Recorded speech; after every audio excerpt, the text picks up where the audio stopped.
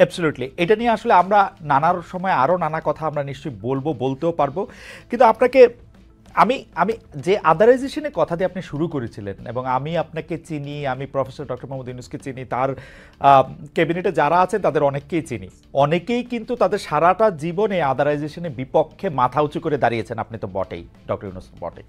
তো এটা থেকে কি অনেকটা বার হতে পারলেন? কারণ কি আমি আপনাকে বলি, আমি আপনাকে ফলো করি বলে আমি দেখতে পাচ্ছি যে ৫ আগস্টের ভাঙচুর দেখে, মানে আওয়ামী লীগ সরকার পালিয়ে যাওয়ার পর ৫ আগস্টে ভাঙচুর দেখার পরে আমার মনে হয় আপনি হচ্ছেন অল্প কয়েকজন লোকের অন্যতম যিনি এইসব ভাঙচুরের প্রতিবাদ করছিলেন।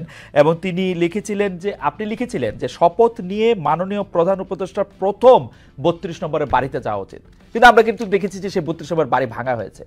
আবার আমরা প্রফেসর আনু মোহাম্মদকে দেখলাম যে তিনি লিখছেন মৃত্যুর পর, মানে সঞ্জিদা খাতুন এবং ২১শে পদকপ্রাপ্ত লোকশিল্পী সুষমা দাসের মৃত্যুর পর লিখছেন, মৃত্যুর পর দুজনের কেউ কি রাষ্ট্রের শোক পাননি, সংস্কৃতি মন্ত্রণালয়ে কোনো কথা শুননি। কেউ কেউ বলেছেন ফারুকী এই মন্ত্রণালয়ের দায়িত্বে আছেন, তিনি একটি লাইন পর্যন্ত লিখলেন না।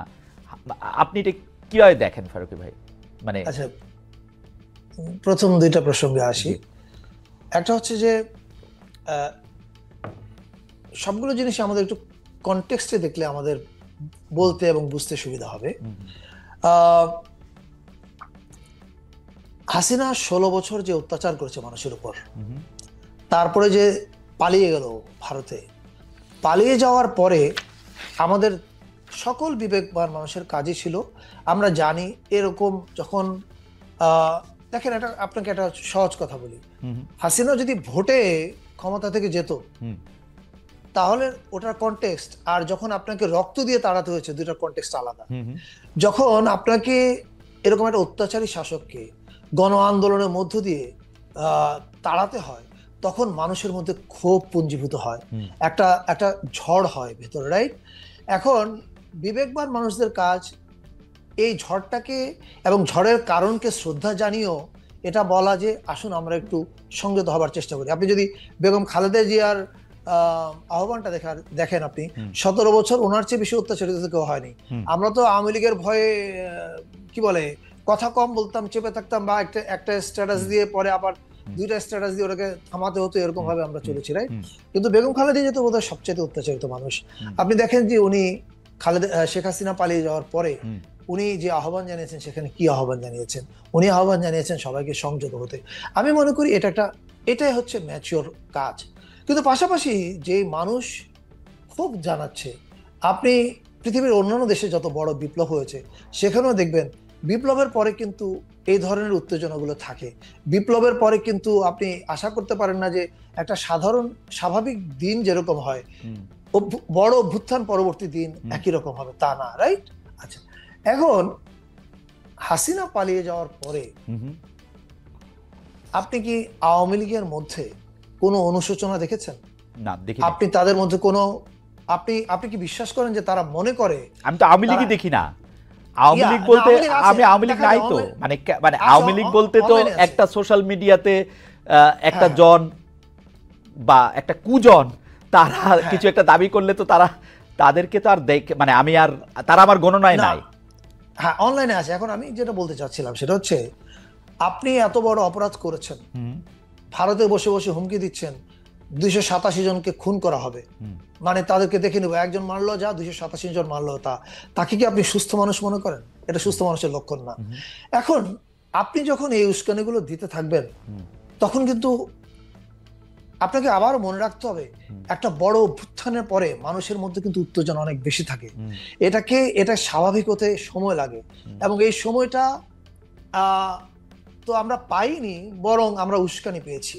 এখন দেখেন দ্বিতীয় আরেকটা প্রসঙ্গ, হাসিনা ভারতে পালিয়ে আছে। আপনি এই যে ১৪০০ মানুষকে খুন করেছে, শত শত মানুষকে গুম করেছে, ১৫ বছরে বিনা বিচারে হত্যা করেছে, নির্যাতন করেছে, এগুলোর বিচার তো হতে হবে। এখন এগুলোর বিচার হওয়ার আগে, এই ট্রায়াল ফেস করে আসার আগে, যখন আপনি এই হুমকি ধামকিগুলো দিতে থাকেন, তখন কি আপনি আসলে মানুষের ক্ষোভ বাড়ানোর কাজ করছেন না কমানোর কাজ করছেন? এটা একটা প্রসঙ্গ। দ্বিতীয় প্রসঙ্গ হচ্ছে যে ভাঙচুর এবং বা কোথাও কোথাও প্রথম দিকে যে আইন শৃঙ্খলার একটা অবনতি ছিল, এটার আমি আরেকটা কনটেক্সটে আপনাদেরকে দেখতে বলবো, সেটা হচ্ছে এই যে দেশে পুলিশ কি ছিল কতদিন, আমরা তো দেশে আমার ধারণা 15-20 দিন দেশে পুলিশ বলে কিছু দেখিনি আমরা। মানুষ নিজেরাই নিজেদের পুলিশিং করেছে, রাইট? এখন একটা পুলিশ বাহিনীকে আপনি সম্পূর্ণ দলীয়করণ করেছেন। এই বাহিনীটাকে সত্যিকার অর্থে একটা কাজের বাহিনীতে পরিণত করতে আরো 10 বছর লাগবে। Take it from me. আমি আসছি তো এখন আপনি যখন এরকম অবস্থা থাকে একটা দেশে যেখানে পুলিশ বাহিনী কার্যত ডিসফাংশনাল, আমি মনে করি আমরা ইতিহাসের ওয়ার্স্ট অফ দ্য টাইমে সরকার পরিচালনার দায়িত্বে এসেছি। এখানে এসে আপনি সবকিছু কপি বুক পাবেন না, ইটস নট পসিবল, কারণ আপনার পুলিশ বাহিনী ইজ নট ফাংশনিং। আপনার ব্যুরোক্রেসিতে 17 বছর আপনি কি ব্লাড ঢুকিয়েছেন, এইটাকে ফাংশনাল করতে ইট টেকস টাইম। ফলে এই কনটেক্সটে যদি আপনি জিনিসগুলো ভাবেন তাহলে আপনি বুঝতে পারবেন যে সবকিছু কপি বুক স্বাভাবিক আশা না করাটাই ভালো। তবে গিভেন দ্য কনটেক্সট যে আমরা একটা ধ্বংসযজ্ঞ থেকে এসেছি এবং একটা ব্রোকেন ব্যুরোক্রেসি, ব্রোকেন পুলিশ সিস্টেমের মধ্যে থেকে আমরা যে জায়গায় এসেছি, আমি মনে করি we have done good enough. Okay, আমার আসলে দুইটা জিনিসের মধ্যে আপনি একটু আমরা অনেকগুলি বিষয় নিয়ে কথা বলতে চাই, এটাতে আটকে থাকতে চাই না। শুধু এটা বলা যে পুলিশ বাহিনীকে দলীয় করা হয়েছিল না সরকারি করা হয়েছিল, সেটা নিয়ে অনেক প্রশ্ন। পুলিশ বাহিনী আসলে সরকারি বাহিনী, হাসিনা সরকারের বাহিনী ছিল। এখন ডক্টর ইউনূস সরকারের বা ফারুকি সরকারের বাহিনী হবে, তাতে অসুবিধাটা কোথায়? এটা তো আর আওয়ামী লীগ করে নাই, কিন্তু তারা হয় নাই। কিন্তু আমরা 32 নম্বরের বাড়িটা ভাঙতে দেখছি, কিন্তু আসলে পরিস্থিতি অনেক নিয়ন্ত্রণে এসে যাওয়ার পরে আপনি যেটা বলছেন সেইটা কনটেক্সট ছিল। ওইখান থেকে হুমকি দামকি হাসিনা কি বলে টলে না বলে আমি জানি না, এটা এআই দেয়া বলে না নিজেই বলে তাও আমি জানি না। এইটার পরে এটা হয়েছে, তাও এটা নিয়ে আপনি একটা মন্তব্য করতে পারেন, কিন্তু সঞ্জিদা খাতুনের মৃত্যুতে ফারুকি ভাই একটা লাইন লিখবেন না কেন? আচ্ছা, এটা একটা আমি জানি না, এটা অনেকগুলো রকমের উত্তর হতে পারে, রাইট? আচ্ছা, হ্যাঁ।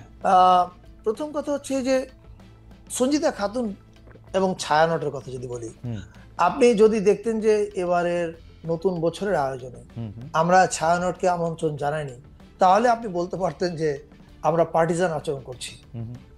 আপনার অবগতির জন্য জানাই, এ প্রথমবার বাংলাদেশের সংস্কৃতি মন্ত্রণালয় নতুন বছর প্রস্তুতি সভায় যাদেরকে ছায়ানট এবং এই একটা বিশেষ গ্রুপ চিরকাল অপসংস্কৃতি বলেছে, সেই বাংলাদেশ বাম্বা মিউজিক্যাল ব্যান্ড অ্যাসোসিয়েশন, তারা উপস্থিত ছিল, ছায়ানট উপস্থিত ছিল, সাইমুম শিল্পগোষ্ঠী উপস্থিত ছিল, সুরের ধারা ছিল, আমি শেষ করি, সুরের ধারা ছিল, বাংলাদেশ জাতীয়তাবাদী দলের সাংস্কৃতিক সম্পাদক ছিল, আরেকটা সভাতে বাংলাদেশ জামাত ইসলামের সাংস্কৃতিক সম্পাদক ছিল, এনসিপির যুগ্ম সচিব ছিল।